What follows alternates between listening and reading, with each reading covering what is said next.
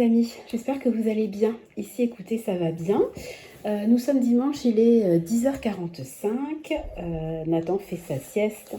Mon mari lit un livre à Clément, livre qu'il a eu de la part de ma douce, donc on te remercie encore. Et puis Tristan est chez mes parents, il rentrera en début d'après-midi. Voilà, donc je vous retrouve aujourd'hui pour faire le petit point hebdomadaire pour voir ce qui s'est passé dans mon budget alimentation et autres dépenses, ainsi que dans mes enveloppes. Voilà, donc je fais le point un petit peu tard, mais j'avais des vidéos à diffuser. Donc j'ai fait au mieux. Je vais peut-être pas quand même vous mettre 4 vidéos dans la journée. Alors, petite nouveauté. Voilà, vous l'avez vu, hein, ça y est, j'ai mes Sharpies. Donc j'ai décidé que je m'en servirais pour faire mes petits bilans hebdomadaires. Voilà, encore merci. Alors, je vais peut-être, voilà, monter ça comme ça pour que ça brille moins. Ouais, je pense que c'est mieux. Alors, au niveau de l'alimentation, il s'est passé une seule chose. Voilà, donc j'ai fait un drive. Donc, c'était pas à l'Intermarché d'ailleurs, c'était... Mais non, pourquoi j'ai mis ça 8-12? Attendez, il doit me manquer une partie là. J'ai bien fait des courses. On est le 17. Bon, écoutez, je reverrai ce que j'ai fait et je viendrai compléter après parce que là, j'ai un gros bug. Me revoilà. Donc, j'ai fait la rectification. Excusez-moi, bah oui, j'avais bien fait un drive au Leclerc. Là où j'ai acheté mes paquets de couches en promo pour Clément, ça m'avait coûté 117,44 €. Donc, il me reste sur mon budget mensuel de 450 €, 96,11 €. En sachant que là, ça va être les fêtes. Donc, on va vider tout ce qu'il y a dans les congèles parce qu'après, on ne va pas arrêter de manger. Donc, je vais peut-être pas faire d'énormes courses la semaine qui vient. Enfin, la semaine, quand vous verrez la vidéo, la semaine aura déjà commencé. En sachant qu'il me reste 96,11 €, mais à Leclerc, j'ai 18 € et quelques sur ma carte. Et à l'Intermarché, j'ai quasiment une vingtaine d'euros.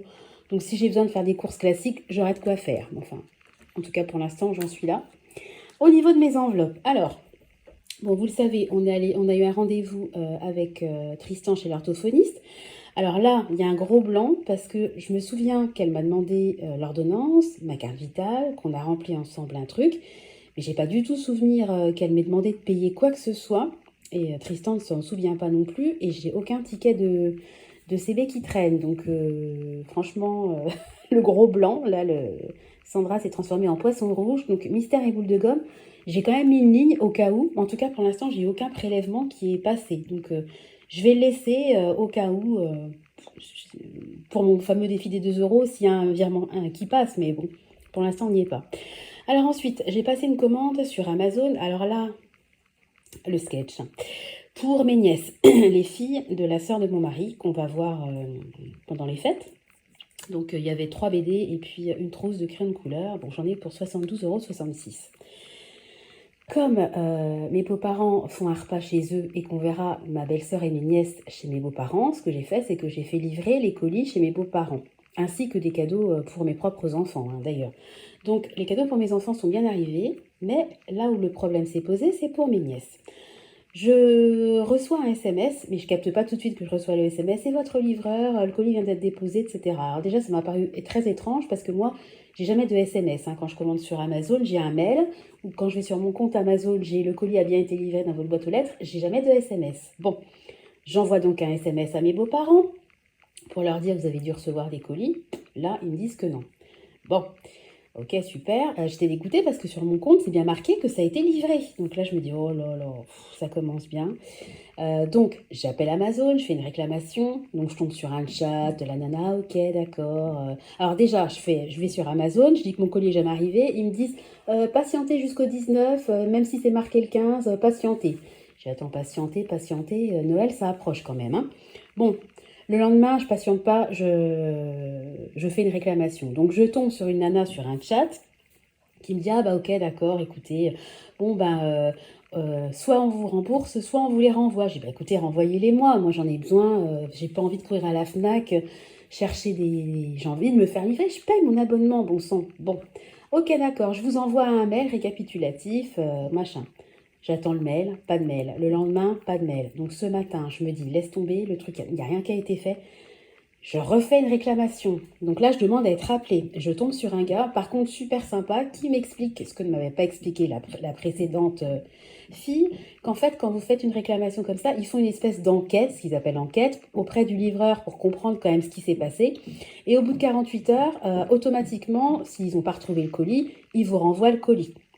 Voilà. Sauf que si vous vous rappelez pendant le laps des 48 heures, en fait, vous redéclenchez une enquête, donc vous redécalez en fait à chaque fois le fameux délai des 48 heures. Donc bon, là, le mec, il m'a bien expliqué le truc. J'ai reçu un mail qui m'explique bien ce qu'il m'a dit, qui me confirme ce qu'il m'a dit. Et si mardi, parce que l'on est dimanche, je n'ai rien reçu, je les appelle et en colis urgent, ils renvoient à nouveau les paquets. Ce qui, à mon avis, sera le cas parce que de toute façon, le truc, s'il n'est pas dans la boîte aux lettres, s'il est censé être livré le 15 et qu'il n'est toujours pas dans la boîte aux lettres, il ne sera jamais livré, quoi. Donc, ça m'a bien saoulé.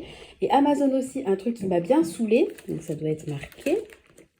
Regardez, là, tu vois, vous voyez, pardon, j'avais commandé des pastilles pour la gorge le 10. Hein.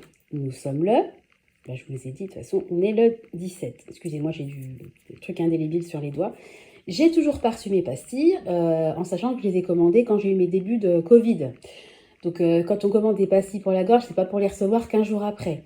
Alors, au début, oups, il semblerait que votre colis ait du retard. Si vous n'avez pas reçu dans 2 jours, vous pourrez faire un retour, nanana. Puis, en fait, le truc, ça a duré, et j'ai enfin pu faire ma demande de remboursement aujourd'hui. Donc, super. Donc, j'attends toujours mes pastilles pour la gorge. Donc, ça fait quand même 2 fois en une semaine qu'il y a des soucis avec les livraisons d'Amazon. Je suppose qu'ils doivent être en période, ça doit être le rush, ils doivent être débordés. À mon avis, ils ont dû faire appel à des intérimaires parce qu'ils n'ont pas... Enfin, je suis sûre que c'est même pas Amazon, c'est même les livreurs doivent faire appel, à mon avis, à des intérimaires pour les périodes de fête parce qu'on sait très bien que les gens commandent beaucoup plus en période de fête. Et vous vous retrouvez des fois le bec dans l'eau, quoi. Donc, il y a intérêt que je reçoive mes cadeaux parce que ça m'a vraiment gavé, quoi. Je me suis dit, mince, quoi. Moi, je paye quand même 70 € à l'année. Déjà qu'en général, je suis censée recevoir le colis le lendemain. Je le reçois de plus en plus, plutôt 2 jours après qu'un jour après. Bon, après, en général, quand je commande un truc, j'ai pas besoin du colis tout de suite maintenant. Mais enfin bon, quand on paye pour un service, j'estime qu'on doit quand même avoir le service en face. Bon, c'était le petit coup de gueule du jour. Alors ensuite, on est allé donc à Carrefour faire les courses pour le repas de Noël. Donc ça m'a coûté en réel 78,28 €. Mais c'est ce qui a été débité, c'est ce que j'ai payé. Mais vous savez que j'avais un très gros montant sur ma carte, parce que ça m'a coûté 330 € quand même. Hein. Donc il me reste sur mon épargne Noël, d'ailleurs, il me reste 40 €, donc c'est peu. Hein. Je me servirai certainement de ces 40 € pour acheter un bouquet quand on va aller chez mes beaux-parents ou une bouteille de vin, enfin on verra bien. Carrefour, sur mon épargne repas de Noël, il me restait 369 €. Aujourd'hui, ce matin, juste avant de tourner la vidéo, j'ai fait une commande chez Picard, donc là, ça y est, j'ai clôturé définitivement les achats alimentaires pour Noël. Bah, mon mari voulait un bœuf en croûte, et puis moi je suis pas la reine du truc, donc j'ai vu qu'ils en faisaient chez Picard, donc je me suis dit, oula, allons-y. J'ai commandé les bûches parce que je voulais pas les acheter à Carrefour, je sais qu'à Picard il faut quand même des très bons desserts. J'ai commandé des petits pains aux céréales, des petits pains aux figues, enfin des choses un peu festives. Qu'est-ce que j'ai commandé? 2-3 petits trucs apéro qui serviront pour le repas d'anniversaire de mon chéri et puis pour le nouvel an. Voilà, enfin je vous montrerai, je ferai le déballage avec vous. Bon, bah ça m'a quand même coûté 115,80 €. Je ne peux toujours pas me faire livrer à la maison, donc il faut que j'aille récupérer mon truc en click and collect. Ça me gave. J'aimerais vraiment qu'ils remettent la livraison à domicile, c'est vraiment fatigant, quoi. Hein. Surtout en période de fête, je trouve ça hyper facilitant, quoi. Voilà, ensuite j'ai mis une ligne, alors j'ai anticipé, c'est pour demain. Notre ami Finlou, il va aller chez le toiletteur. Alors, j'ai pas le montant parce qu'en fait, c'est en y allant que le toiletteur va estimer ce que nous allons devoir payer. À mon avis, je suis sûre qu'on en a pour 150 balles. Hein, parce que Finlay, il ressemble à un Yeti. Bon, moi, j'avais investi dans une tondeuse. Mon mari lui passait la tondeuse de temps en temps. Mais le gros Finlay, la plus vieillie, moi, il aime se laisser faire. Donc, il a tendance des fois un peu à grogner. Enfin, vraiment, il n'aime pas. Alors moi, ça devient désagréable pour nous de lui faire le toilettage. Donc on s'est dit qu'on allait le shampouiner, le rendre tout beau pour les fêtes. On va déléguer cette opération délicate auprès d'un professionnel. Et voilà, donc demain, il va aller faire un petit tour chez le toiletteur. Donc on est très contents. Mais je pense que la cagnotte Finlay va fondre. Mais Finlay, il a quand même une belle cagnotte parce que... Regardez. Repas de Noël. Tiens, d'ailleurs, vous voyez, je suis à Carrefour, repas de Noël, il faut que je mette Picard. d'habitude, regardez, Finlay, il a quand même 820 € hein, sur son épargne. Donc, on est pas mal du tout.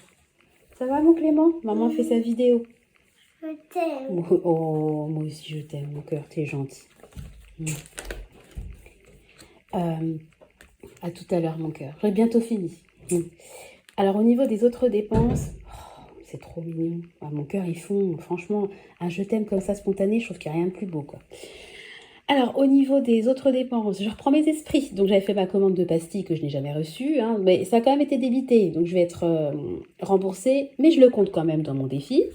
Ensuite, mon mari est allé à la pharmacie pour acheter des... Parce que Nathan va bientôt avoir un vaccin. Donc, vous savez, ils font des patchs pour qu'ils aient un petit peu moins mal dans les cuisses.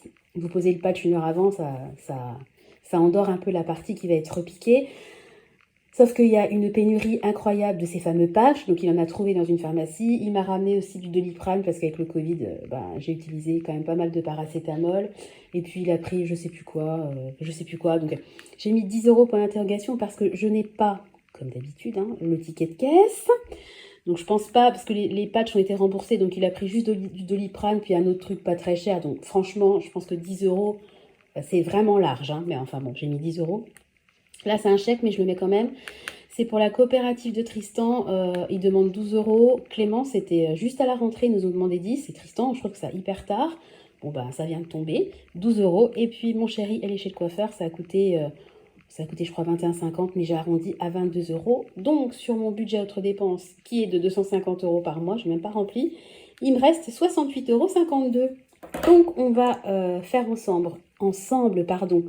Je vais y arriver. Le défi des 2 € avec mes nouveaux stylos. Là, alors il y a eu une dépense alimentaire. Voilà. Et puis, alors, 2, 3, 4, 5.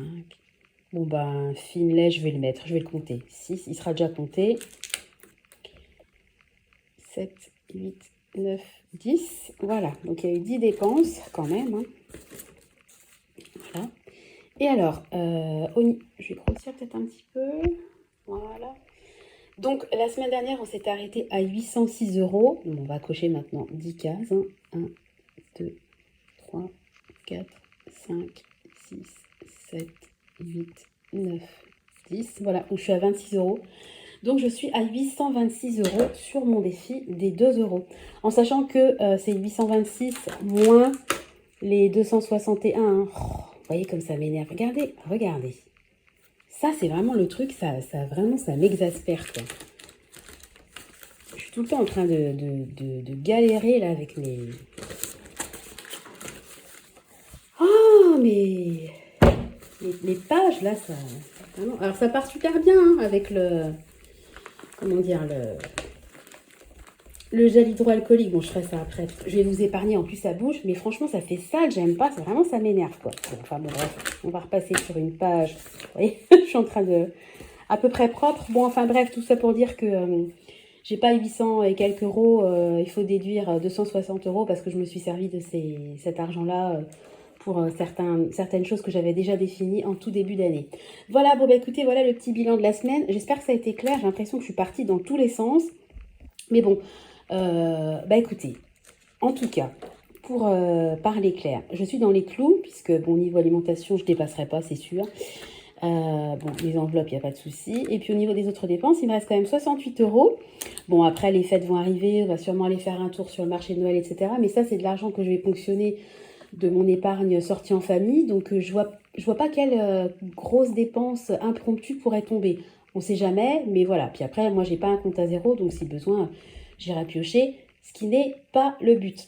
Voilà, donc je sais d'avance que cette année, je vais avoir de l'argent qui va rester dans mes enveloppes, parce que typiquement, vous voyez, là, il me reste quand même sur mon enveloppe repas de Noël 253 €. J'ai plus de dépenses à faire. Donc, même si, je sais pas, à la dernière minute, j'achetais, j'en sais rien, j'achetais un truc, je vais pas dépenser 250 €. Le gros est fait. Donc, vous voyez, il va déjà me rester 250 € que je dispatcherai en début d'année dans certaines enveloppes. Donc, j'avoue que quand le mois de décembre commence, je suis quand même beaucoup dans la projection sur 2024 et là, je commence vraiment à me dire, ça y est, bah on y est quoi, on va commencer à réfléchir. Enfin, j'ai déjà pas mal réfléchi au budget 2024 et le moment que j'adore, c'est le moment où je comptabilise tout ce que j'ai épargné dans l'année et puis où je dispatche le reliquat des enveloppes telles que l'enveloppe repas de Noël. Voilà, bon écoutez, je vais vous laisser parce que sinon la vidéo va durer 10 ans.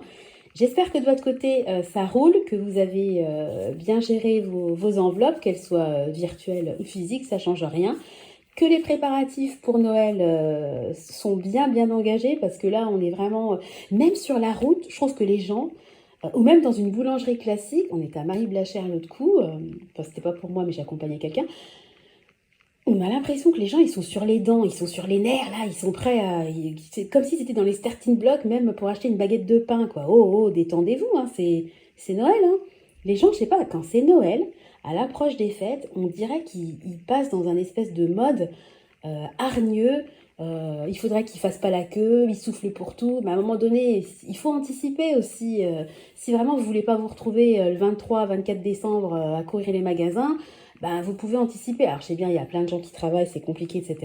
Mais enfin, même quand on travaille, on peut quand même 15 jours à l'avance, un samedi, commencer ses courses. Hein. Enfin, je veux dire, moi aussi, hein, il fut un temps, je travaillais, je m'occupais pas de mes 3 enfants. Ben, on y arrivait quand même. Donc, après, moi, c'est pas une critique, mais j'aime pas les gens qui s'énervent parce que ça met une mauvaise ambiance, alors que moi, j'ai envie d'être dans une ambiance festive, quoi. C'est trop beau Noël. Voilà. Oh, et puis j'ai une guirlande extérieure qui marche plus, je suis dégoûtée. Bon, bref, on passe du coq à l'âne. Ça, je pense que je vais en recommander une, mais je vais attendre vraiment que Noël soit passé pour payer moins cher, si vous voyez ce que je veux dire. Voilà. Bon, bah écoutez, je vous fais à tous des gros bisous, puis je vous donne rendez-vous très bientôt dans une nouvelle vidéo. Allez, bye bye, gros bisous.